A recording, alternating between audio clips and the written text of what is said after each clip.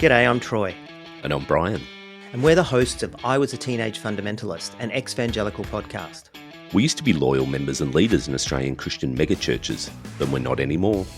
I Was a Teenage Fundamentalist is an honest and hilarious peek behind the curtain at the weird, the worrying, and sometimes traumatic world of evangelicals and Pentecostals. We share our stories, we interview prominent guests in the global ex-evangelical space, and provide a platform for others to tell their stories about their time in evangelicalism and their journey out. Shortlisted at the recent Australian Podcast Awards, I Was a Teenage Fundamentalist gives you a unique global perspective into one of the fastest growing religions in the world from the people who actually lived it. You can find us wherever you get your podcasts and iwasateenagefundamentalist.com. In the famous words of Margaret Thaler Singer, there are cults in our midst. Destructive cults, doomsday cults, political cults, polygamist cults, racist cults, terrorist cults, self-help and therapy cults, religious cults, family cults. There are many recognised types of cults in today's age, and oftentimes it is not possible to narrow down one label that aptly describes an abusive, totalistic and authoritarian group or movement. Just recently, when discussing the media's use of the term sex cult to define those under the control of cult leader Larry Ray, expert Daniel Shaw pointed out that this is reductionist language and diminishes the experiences of those abused by Ray. Likewise, when considering doomsday cults such as the Branch Davidians or the People's Temple, these movements were also religious in nature. Today's guest, Brendan Whyatt, is no stranger to the intricacies of cult types. Born into a small family cult with an abusive father who was also tied up in a dangerous political cult, Brendan explains that he was perhaps predisposed to falling victim to the nefarious tactics of con artists, abusers, manipulators and cult leaders, leading him on a strange path to a familiar ashram in the heart of New Age India. Hello listeners, I'm your speaker Casey, host of the Cult Vault podcast, and before we jump into today's episode, I'd like to say a huge thank you to my newest patrons, Krista, Stacey, and top-tier supporter, Chai. Thank you all so much for being here and supporting the show. I simply would not be able to continue interviewing cult survivors or releasing weekly content without this support. We are now at 42 supporters overall, and I can't express my gratitude enough to each of you. To become a patron of the show, you can find me at patreon.com/thecultvault, where you'll be offered early access to ad-free and full-length episodes for only £1 a month. With the option to pay for the year in advance, that's £12 for 52 ad-free episodes, which is not a bad deal at all. Also, if you are interested in true crime and would like to see live talks by leading experts, including private detectives, former felons, families of victims who have been instrumental in changing policy and law, to see psychologists and psychiatrists on panels, police dogs, and take part in CSI workshops, and to meet a whole host of amazing true crime content creators, I myself will be at CrimeCon in London on June the 10th and 11th, giving my own live talk with none other than extra special guest speaker John Atack, former Scientologist and expert on cult and coercive control. There will even be a book signing opportunity after our talk, and it would make the weekend so much better to have listeners in the audience. For 10% off your tickets, you can use the code CULT at the checkout today at crimecon.co.uk. But for now, here is Brendan. So hello Brendan and welcome to the show. Thank you for being here today to chat with me about your personal experiences as well as the work that you are doing in the cult education and recovery space. Would you like to start by introducing yourself to the listeners? Hello, good afternoon, everybody. My name is Brendan Whyatt. I'm 56 years old now. I'm a mental health registered nurse. I've been practicing since 2013. Prior to that, I worked in healthcare for previous 10 years, and I come from a background where I was brought up in a poor working class family. I had a father who was a very violent man. I thought for many a year that I was brought up in a normal family. It only came to light in the last 5 to 10 years that I've done a lot of work on myself and research as well for me to understand that I was actually brought up in a cult. And my father was a psychopathic paedophile who abused me as a very young child in order to be able to control me, and he indoctrinated the whole family, and he basically created a life hard for everybody in the family. I tried to get out of that by leaving the country. I was working in Greece in 1988.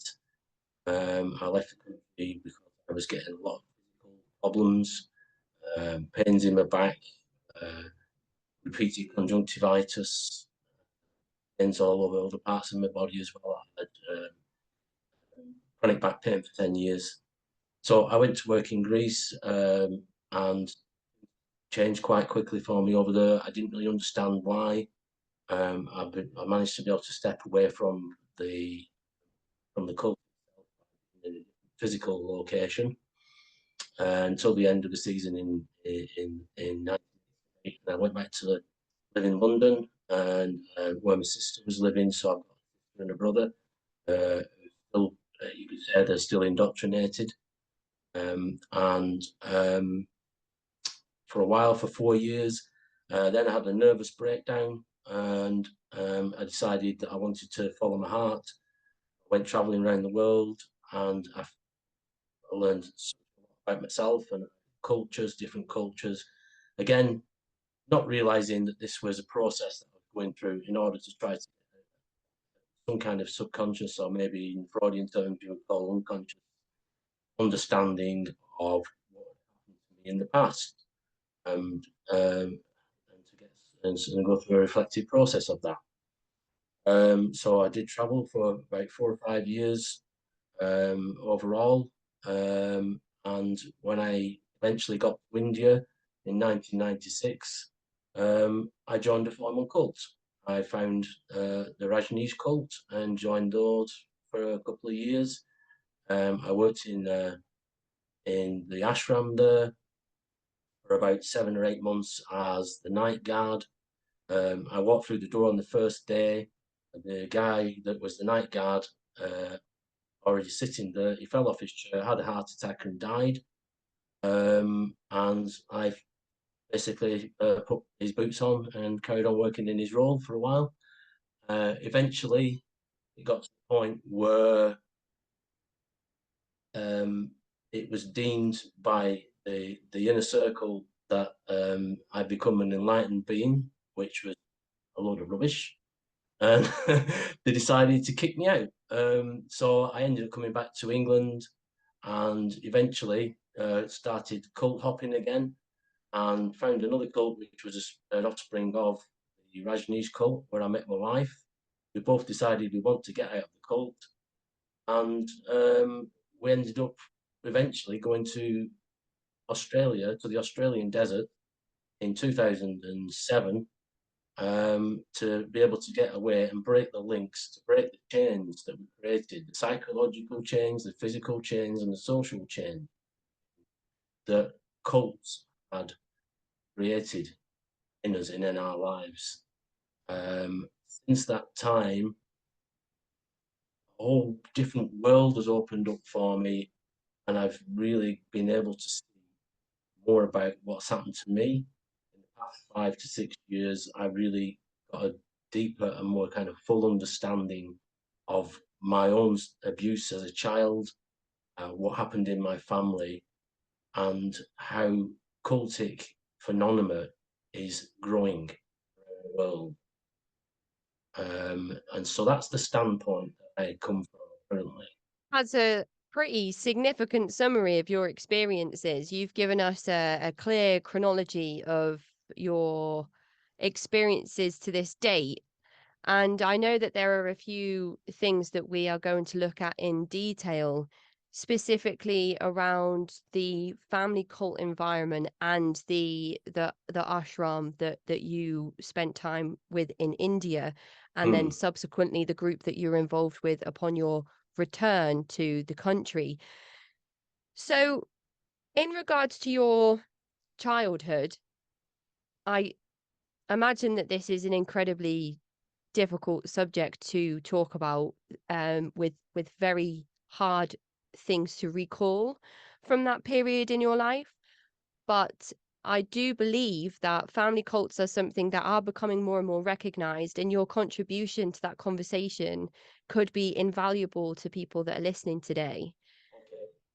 And in terms of your recollections of your life as a child, you mentioned that you didn't realize at first that your situation was any different or too different from other people's growing up as children in the area at that time. Can I Do just you emphasize a point here?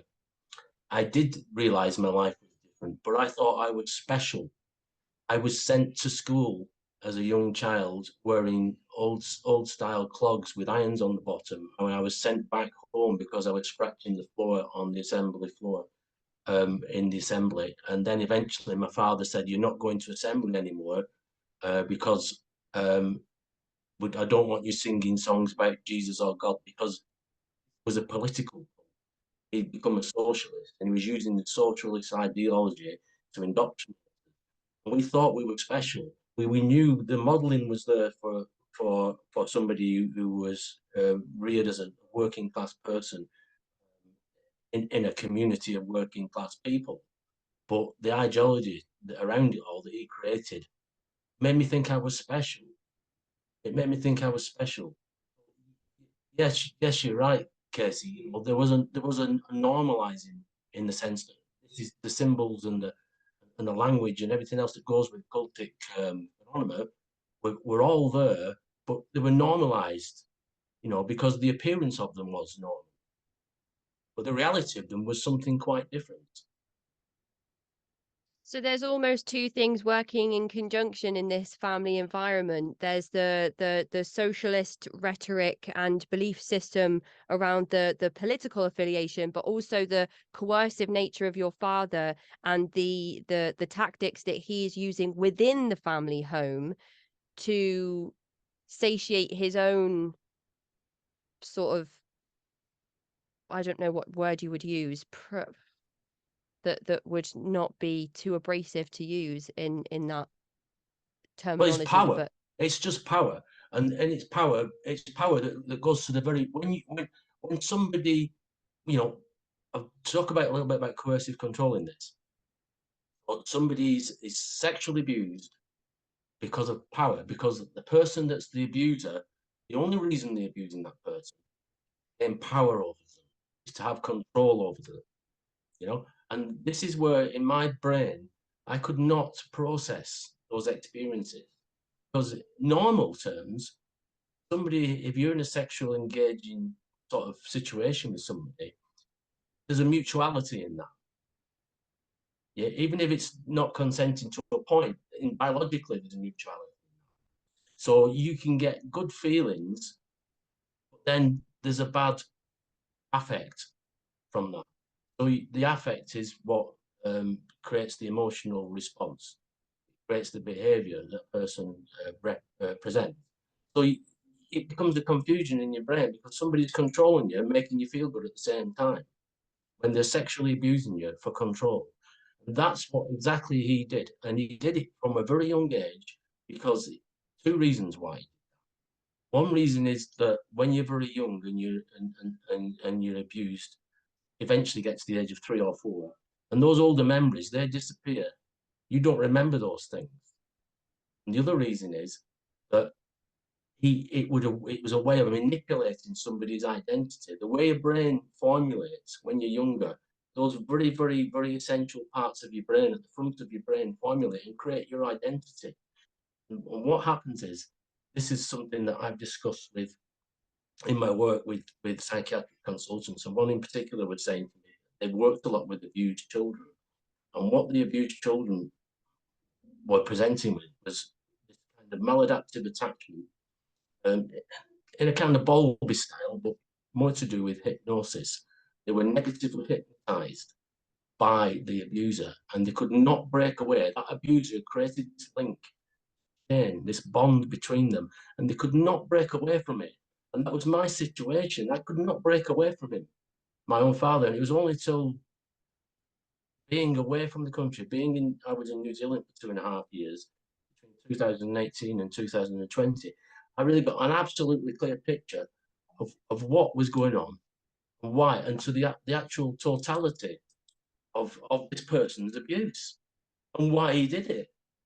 And it's, you know, it's about having control over somebody right at the root of their identity, sexual and social identity. And yeah, that's and I mean, I'm not frightened to say that, Casey. You know, I'm absolutely open about it now, because, you know, I feel that, you know, this has to be something that's recognised and understood, and the dangers of it, and the fact that there are, and we'll come to it later on, I suppose, there are things that are going on in modern society, the way constructs are now developing in modern society, that make these kind of behaviours acceptable. You've got people in politics, for instance, at the top of politics, behave in such a way that make these kind of things acceptable, and they're not acceptable. They're not acceptable.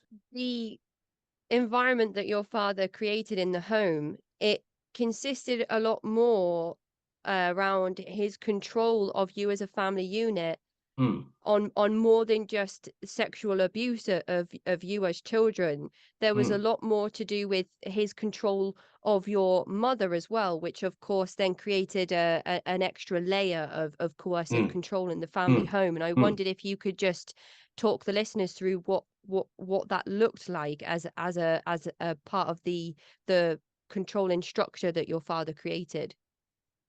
Okay, so what he would do is, he would have control over, how people did things, where they went, what they did when they went there,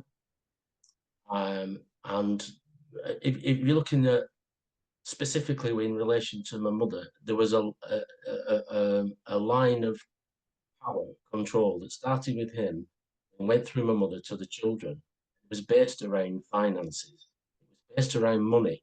It was based around what he was prepared to give to the family. So he was that central point. There's no sense of sharing. There was the lineage where he was at the top. The mother came second, then the children afterwards. He gave money to the mother in order to share with the children. A lot of the rest of the money would go on alcohol, for instance, mostly the fuel that took us to different sort of social gatherings where he would play music. It was about engaging in rituals. It was about going to places, especially places that you would consider normal environments in society. You know, people in working class groups or communities could identify with. He was in a Scottish pipe band, for instance.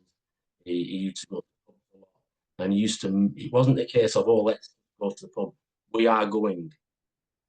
We are doing this. We are doing that, and all the time there was a doctrine being delivered about the socialist ideal. So it was continuous, you know, and in the usual kind of cultic vein, it was a way of controlling people, breaking people down, and just making them submit. It was all about submission, but it was like I say, it was dressed in this normal um, um, appearance, you know, the whole thing, the symbology, behavior, the language, everything.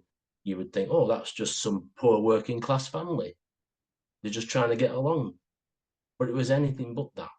And as far as you're aware, the coercive control in the household, all of you children were subjected to that. Everybody in the family was me, two siblings, and my mother. Were all subjected to it. Namely, because the environment was created for that. I was ridiculed. I was humiliated regularly as a child by my father. And he said to my mother before I was born that he wanted me to be called Nick, the name of the devil. And then he just continuously did things to ridicule me and blame me for things as we went along in the family. And the rest of my family, my mother wasn't complicit in that sense, but my brother and sister, they would copy his behaviour and they do the same. Yeah.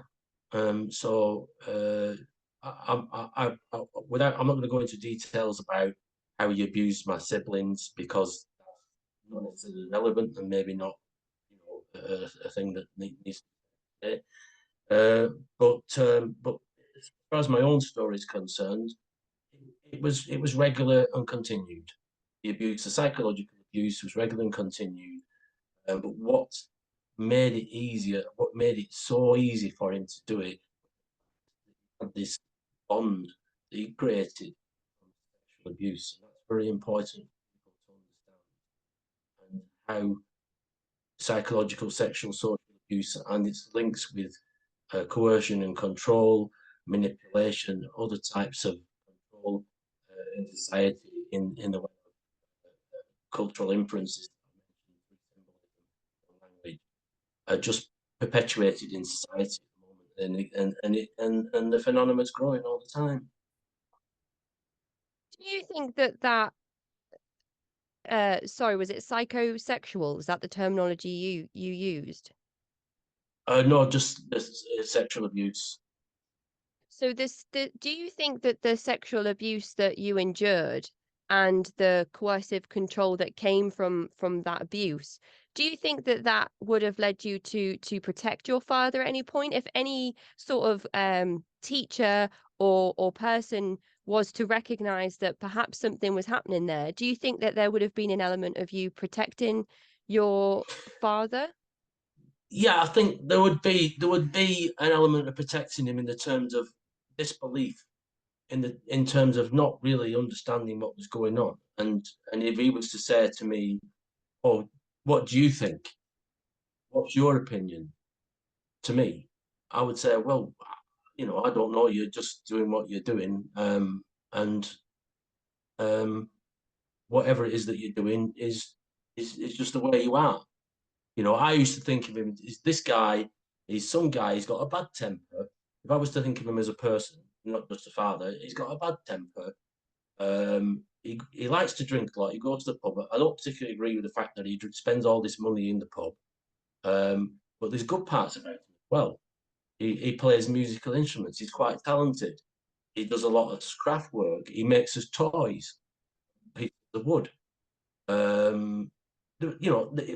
What appeared to be positive aspects to his personality at the time. I would have said positive, and in that sense, I would have thought, well, he's my father, So yeah, I would protect him. I would protect him. But there was always that element of fear there, Yeah. created from sexual abuse. That meant that don't you ever step out of line. Don't you ever step out of line, or you'll be in trouble. But yeah, in that sense, that underlying fear was there that you would get in any kind of coercive control environment. And but like I said, because he created this persona for himself, a persona that you create as a psychopath, what Thomas Cleckley would call the mask, he created for himself. It just made everything so believable and normalized, and it was a difficult thing for people to see. But the emphasis I want to make, the point I want to make is that these kind of things go on and perpetuate because people do not see what is really going on. And I would talk about, what happens is these people have charisma and they have a kind of personality that can be very endearing to people. And think, no way this person's a psychopath.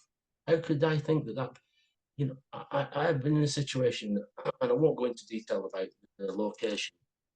I was in a hospital, and one of the nurses there had released a patient, and the patient said the patient went on to they killed one of the parents, and it was deemed this person had at least narcissistic. I don't the full diagnosis, but they were at least had narcissistic personality, and the nurse had said, "Oh, I didn't realize this person was a narcissist or a psychopath. They were such a nice person." Yeah, it's the charisma. It's this whole kind of image that somebody creates that's false around them, and people believe it. And it's about being able to work with people's belief systems. I think you are a husband abusing a wife, or a husband abusing a partner, or even the other way around. You create this situation of fear through shame and guilt. When it's called, not just about shame and guilt, it's actually about people's beliefs. And just put forward a little bit, one of the things I remember that Rajneesh had said was that I can change your beliefs forever. And he did, and he has. And this is why people continue to be brainwashed, continue to be influenced in the way that they are, because the very intelligent, manipulative people, psychopaths, very, very clever, and they're very cunning. They know how to control people at every level. Well, when you use the word fear, I think there is an interesting chapter in The Cult of Trump by Stephen Hassan where he speaks about fear being a lot of Trump's successful campaign. One of the elements that was successful in Trump's campaign when he was running originally for president, he talked about building the wall and all of that terminology that and all of those famous speeches that he gave around, making Mexico pay for their own wall. It was all to do with fear. It was fear of people crossing the border. It was fear of drugs and illegal firearms coming into the country. It was fear of illegal immigrants and people coming into America and stopping America from being great again. All of that terminology that he was using, it was generating a capsule of fear, which generated a lot of interest in having him as president. So I think just drawing that parallel between sort of charismatic individuals and using fear to further their own agenda is something that we can pinpoint that happens, as you said, in everyday situations, not just historically, but all around us all of the time. And often when we speak about individuals in positions of power, there's a direct link between that abuser and their abuser. So although your father had these ties with socialism and this belief system around his political affiliations, do you know of anybody that may have indoctrinated or brainwashed, or whichever word people would prefer to use, your father? Okay, yeah. So there's three elements that make up. There's a model. I'm not sure exactly where it comes from now, but there's three elements that make up psychopathology in a person. One of them is genetics. His father was quite a violent person, and he was brought up in a very aggressive. And his father was very dogmatic in the way Okay. that he dished out the rules of the family. I think that was a very big influence, and it was there was a damage done to him that then was passed on to the children, mainly through psychological interactions and structures. that was quite unusual. That at one point I remember him saying to me that my father used to strap me. He used to strap me for doing things wrong. Since that happening, I said to myself that I would never physically hurt my children. But that was just some, some facade. I think it's a bit like we spoke a little bit earlier about Heaven's Gate and about that Marshall Applewhite genuinely believed at some level that he was doing good for himself, that he was doing good for his disciples, he was doing good for the planet, what he was doing. This illusion, this facade that they create, to the point where they genuinely believe what they're doing is a good thing. And I think that's kind of where he went along the lines of where he behaved in terms of providing the rules and the structure and things that got to the end points that we talked about, whereby this is how it is and this is how you're going to be, and nothing about that's going to change. Underneath all that, there was emotional stuff going on for him that would have then sort of determined his decision making around how he was going to control the people in his environment, the people in his cult. And for me personally, I know now that involved sexual abuse, and it was his fear that was transferred onto me or projected onto me, his childhood. It was the fear that he didn't want to be dominated. He didn't want to be controlled by somebody else, and he didn't like the idea, for some reason, that there'd be somebody else there would have the attention that he didn't get. He thought then if they can get the attention I don't get, then I don't like that. I want to do something about that. So when you look at the way he used to behave as a father, he wasn't really a father in that sense. He didn't play that sort of parental role. It was like having another child in the house. And this is why when I grew up, I became what's known classically as the adult child of the dysfunctional family. And I am still carrying guilt and shame in my family. That my sister, who also has a lot of the characteristics of my father, behavior traits of my father, refused to even acknowledge exists, never mind take on board. So it all gets passed to me again.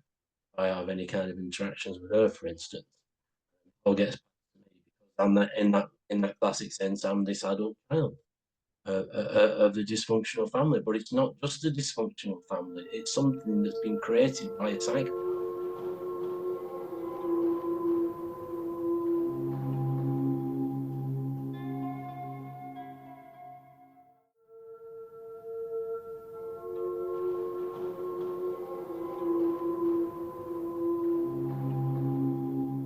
With the political ties that your father had, with the gatherings that he would access and go to with other people that were in the same political frame of mind, as far as you understand or as far as you know, were these coercive environments being created by other members of the political group, or was this a separate thing that your father had created solely in your home? All right, so it was both. So it's a bit like he created this environment home, which he was totally in control of. Then it was, well, let's go. We went on a rally or a march. In the 70s, you had things like Rock Against Racism, for instance. where we would go on a march somewhere. And it was a case of this is would be a way of normalizing. Look, kids, look, this is why we're doing what we're doing. This is why we're living the life we're living, because all these people are doing the same thing and we're all doing it for a common goal. It would normalize it. It would give it some kind of efficacy. It'd be like, okay, that would convince us then, okay. So we are special. We are special to a certain degree because, we're being taken care of in a certain way. We're being sent, I mentioned earlier, I'm being sent to school with homemade clogs on my feet as a 6-year-old. I've been told that I couldn't sing in assembly, and couldn't join the choir, therefore, because I wasn't allowed to sing songs about God or Jesus. So in that sense, we're special, but we're also like everybody else in these social groups. We're just some normal working class family who believe that we should have all these tenets that have been created through Marxism, for instance, about equality and fairness and the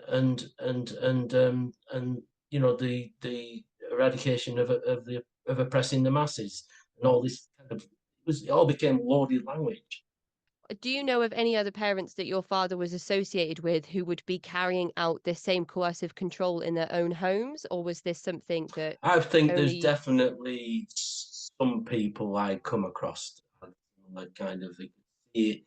When I think back now, and I've thought about this for many years, Casey, as I've gone along and come to realise more about my own life. There were definitely there were situations where we'd meet other families going on marches, for instance, and you could definitely see it in the children's behaviour. There were definitely others. I think there's a history here, like a hidden history of coercion and control. We're using these terms now because there's a law being passed in 2015. People are becoming more aware of these phenomena and what happens and how destructive they are. But this goes back a long way, and I think if I look back now on reflection, there were definitely other families that were to the same kind of rules, Yeah. regulations, doctrines, etc. Yeah, I would say definitely. Yeah. How old were you when you decided to move out of the family home for the first time? Yeah. So I stayed in the family home. This is to give you an idea of just like a snippet of an idea of my father's behaviour. So I stayed in the family home. As a teenager, I tried to get a job during the Thatcher years.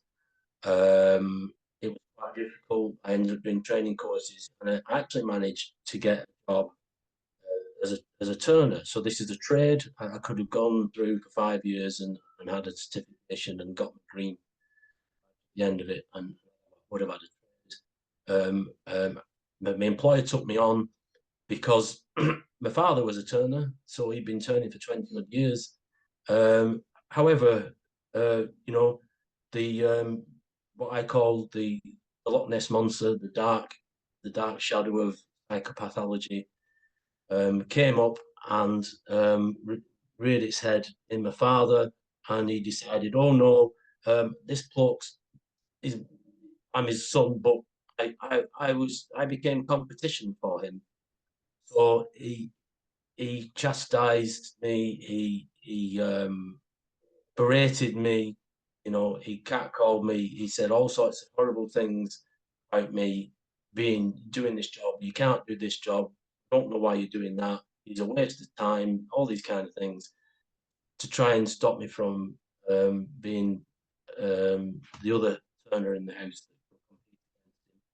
And after 2 years, I ended up leaving that. I just ended up working in a factory, and ended up that was like temporary work. I ended up being on the dole. Didn't know what to do with my life, and eventually, by the age of 21, I decided I wanted to leave, and that was the point. My mother turned around to me and said, "I'm leaving as well." So that's when the family disbanded. My father went off in one direction. My sister had already left the family home. There was me and my brother and my mother. We moved into a flat by ourselves. And so it was a weird situation even then. When I decided I wanted to leave the family, my mother said, well, I'm leaving as well. So, yeah, we all left together. And that's when I started to get all these physical problems that I mentioned earlier that then led to me deciding to go and work over in Greece. So it kind of all links up in that way, you know? And that was the beginning of my efforts, if you like, unconsciously or subconsciously, to try and break away from these patterns, you know, behavior and social interaction that have been implanted, that have been imprinted on my brain. And I did a lot of work more recently in neurological terms, psychological terms. The reason why I actually managed to realize that I had been sexually abused by my father. I was working in a detox unit with people who had a lot of history of trauma in themselves and being sexually abused as well. And I was reading the work of Alan Shore, who's an eminent neuro psychotherapist, and his writing just really sort of it clicked something in my brain, and I just really started to realize, you know, that's where I come from. I've had that damage, you know, I've had the abuse, and I just started to come to me that I've been sexually abused by my father, you know.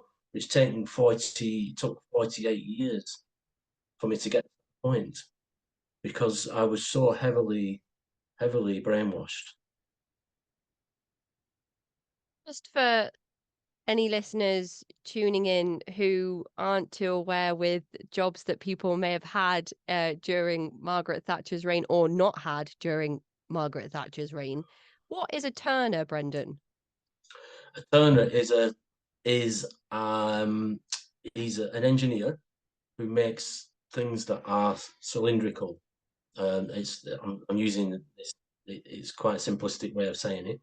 But say, for instance, if somebody wanted an axle for a vehicle or something like that, you know, a turner would create the actual axle in a thread on each side and maybe a hole in each side for another screw to go in. Or used to make flanges for things that are around. Used to make like pressure valves for machinery that would, you know, hydraulic and pneumatic machinery, things like that. Using a lathe. It's called a lathe. It's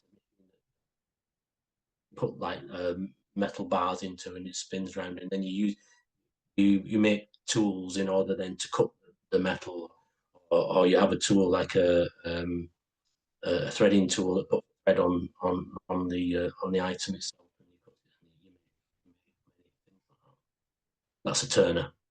Do you think that that's a now extinct job position given the technology that we have No, access no, to? no, no. There's a turner's shop just up the road from me here in Tim, where I Wow. work, where I live, just up the road. But they use more what they call CNC. That's it's computer controlled machines. So you set the machine and you program it, and you leave it, and it does how many, Oh, you know. that's really interesting. Thank you for that, Brendan. That's all I right. thought That's fine. That's no problem. Yeah. so you finally left the family home. Interesting that you talked about the adult child role that you had in the home, and the moment you declared that you were leaving, your mum decided that she would do the same. Do you think she would have stayed if you stayed?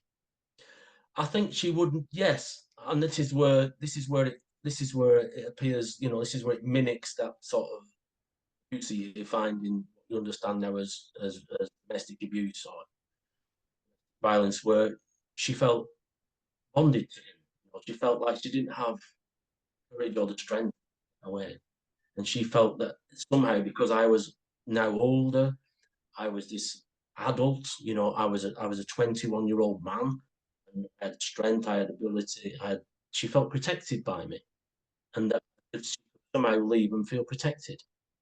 And yeah, so that kind of it's a similar pattern to you might find in domestic abuse. Yeah. I wonder how that made your father feel after all of those years of being able to control your every move, thought, feeling for the whole family unit, and then for your mum and you and your brother to be like, well, that's it. We're just leaving. He was a perfect victim, you know. Of course, yeah. In the psychopathological way of things, he managed to sort of take his old mask off, put a new mask on. He was a perfect victim. Oh, everything was, against him. Everybody was against him, um, um, and he could never do any wrong. And he didn't know what he'd done wrong. She managed to get through she managed to get the divorce through the courts without any problem. But she was the wrong one. There was a period of it's ironic that this is where I'm talking about now, about that chain that he created. Well, I didn't really understand this then, but there was a period from when we left the family home when I was 21. I went to in London, the nervous breakdown at 26. Then I wanted to reconcile. I was in hospital for about 5 or 6 weeks. When I had the nervous breakdown, I could not sleep for a week. I could not sleep.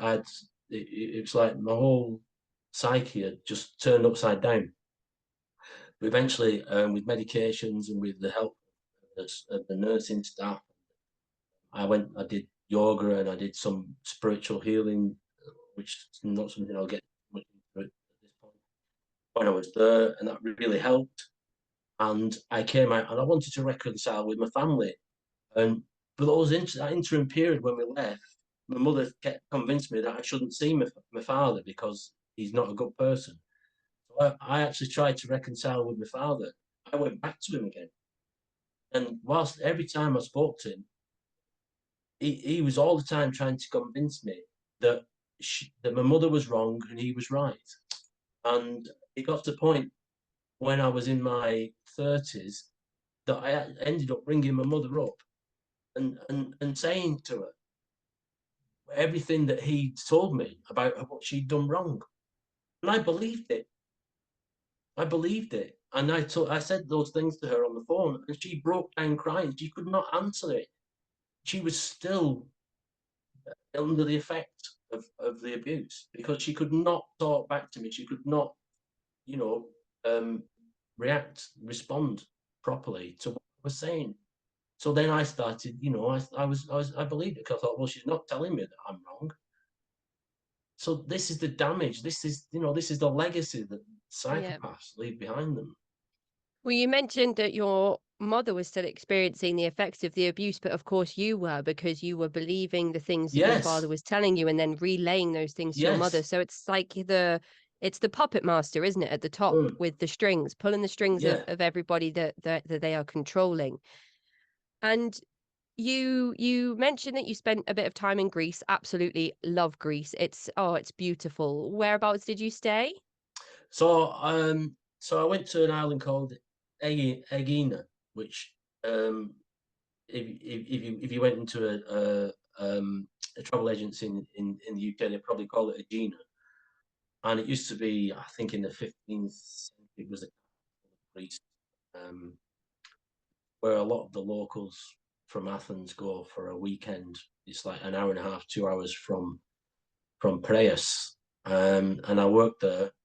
There was a lot. I met some guy in Oldham, where I come from originally, in Lancashire, and I got there and ended up working with a lot of people from Oldham. So there's about 10 or 12 That of us all always working with. happens in Europe, doesn't it? That Yeah, always seems to be the way. You're on holiday somewhere and you're like, your accent sounds yeah, familiar, and the yeah. person on the sun stretcher next to you is like, oh yeah, I'm from this place, and you're like, that's where I was born. What are the chances? It always Right, happens. yeah, yeah, yeah. So we'd all, there was like a bit of a network, there was a grapevine where people sort of tapped into for the days of the internet and mobile phones and social media. So so I worked full season from April through to October, and I had these symptoms. As I said, I had the chronic back pain that receded somewhat. I kept getting repeated conjunctivitis, and that had gone completely. And it was very therapeutic in that sense for me, you know. But there was a deeper protest going on, which at the time I wasn't fully aware of. Um, yeah, yeah. So that's a pattern that repeated itself. Like I say, I went abroad. I actually went over '92. I got after I had the nervous breakdown. Got one way ticket to Australia. I've worked in 6 different countries and travelled through about 15 or 16 countries altogether. You know, absolutely amazing time. And I've gone from like the lowest of the low in terms of experience, mood, to the highest of the high, and everything in between. And there was a point where I ended up with a low at one point where I was in Bali and I had an accident. Without going into too much detail, I had an accident with a bicycle and broke my jaw, knocked a few teeth out, tongue in two. I managed to get myself back to England. I had just about enough money to get back and repair myself. I sat in convalescence for about 3 months. Then I decided I was going to go back out there again because pain was too much to bear. Not, I didn't realize at the time that that's what it was, but my life, you know, I didn't really understand what was going on. There was separation. Still had psychological problems. I still had mood problems. I had problems in some degree relating to some people, and I think I probably still had sexual problems as well. And I just wanted to get away. I just had this impulsive urge to go away and explore more. So on a certain level, that was positive too. So within another 3-4 months after working night shifts in a factory, getting enough money, I went to Holland, worked over there, and then gradually, where I come from previously, I was in. I met this couple. Did a sailing course back in the UK when I got back to the UK, and I got my inshore skipper, and I'd done sailing previous to that in Australia. And I went back out to meet a couple on a boat over in Thailand, and then managed after about a week and a half, fell out with the captain, came off a boat, and eventually got a job on another island over in Thailand. I worked there for about 3.5 months in this restaurant on the beach. But I've had, you know, without going into too much detail for this particular interview, you know, in that sense, I've had some really, really good experiences, which have been part of the overall healing process for me personally, you know. But you know, there's this thing where now I'm back. You know, I've gone through this life where I've travelled around the world. I would say now I've got a carbon footprint that's massive. I've circumnavigated the planet 3 times in order to be able to get to realize what I'm talking to you about today. Because there are the internal factors and there are external factors. And the external factors are a lot of the ones that don't get addressed in things like psychology or anything. These are really important things for people, especially if you're in recovery from being in a cult or you think you might be in a cult, to really understand external factors, the environmental factors that lead to the damage that's being done to people, because cultic phenomena, it works from a societal level. It looks like the real thing. It sounds like the real thing, but it's not the real thing. It's an illusion. It's that's created by somebody to control people. So you're saying that your move over to Greece initially, your improvement with your physical health, it wasn't through physical abuse that you sustained lifelong injuries, that your physical pains were a manifestation of the psychological abuse that you were subjected to. And the sexual abuse. Yeah, but I had to do physical things. I had to do physical things in order to repair myself. So it's very, very, and you can speak to this as a mental health nurse, because I don't like to armchair diagnose or anything like that as a person that's not qualified to do that.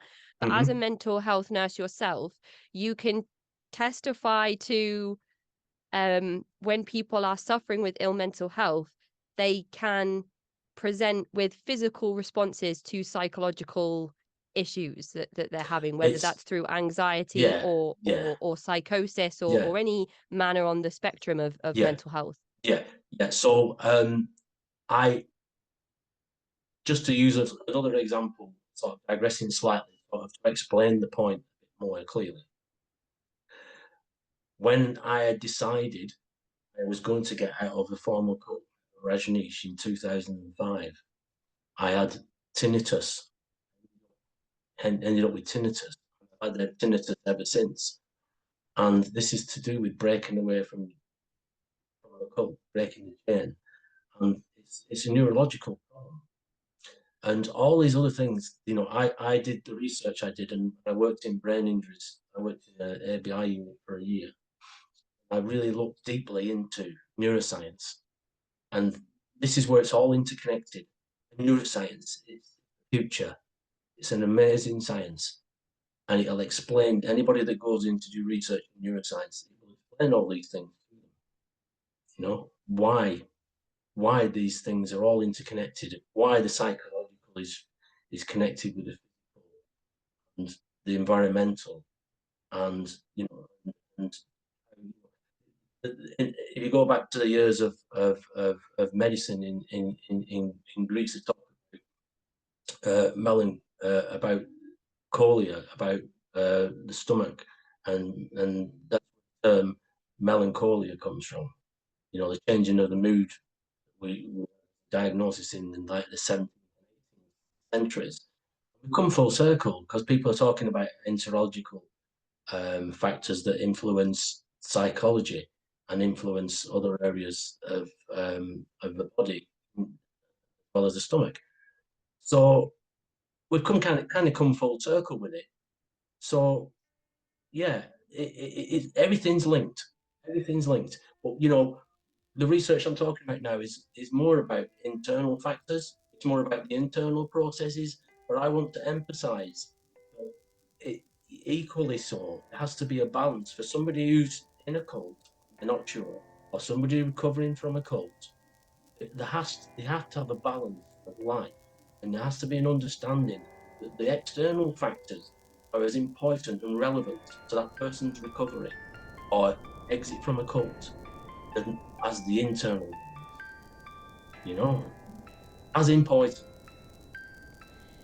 That is the end of part 1 of this mini-series on family cults and beyond. To get in touch with me, you can find me at cultvaultpodcast@gmail.com or follow me on Twitter and Instagram @cultvaultpod. I'm your speaker, Casey, host of the Cult Vault podcast.